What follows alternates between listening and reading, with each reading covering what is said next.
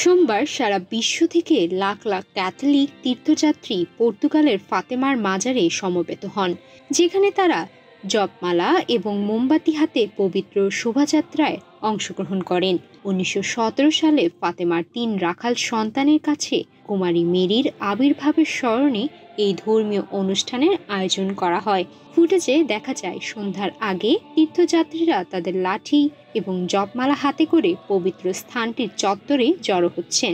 মোমবাতি হাতে ভক্তরা গান গাইছেন এবং পবিত্র শোভাযাত্রার জন্য প্রার্থনা করছেন। একজন তীর্থযাত্রী অনুভূতি ব্যক্ত করেন, এটি কঠিন কিন্তু অসাধারণ ছিল, বলার মতো কোনো ভাষাই নেই, এটা অসাধারণ।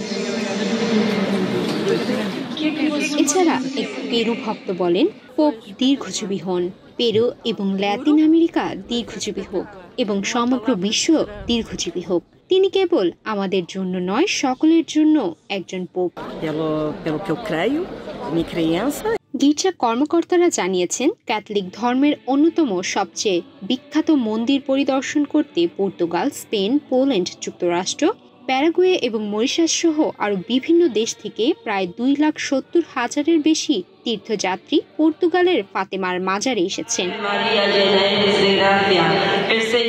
1917 সালে পর্তুগালের ফাতেমায় 3 রাখাল সন্তানের কাছে কুমারী মেরি আবির্ভূত হয়ে প্রার্থনা ও শান্তির আহ্বান জানান বলে বিশ্বাস করা হয়। তিনি একটি অলৌকিক ঘটনার প্রতিশ্রুতি দেন, যা পূর্ববর্তী সূর্যের অলৌকিক ঘটনা নামে পরিচিত হয়ে হাজার হাজার মানুষের সাক্ষী হয়েছিল, যার ফলে ব্যাপক ভক্তি এবং গির্জার স্বীকৃতি লাভ করেছে।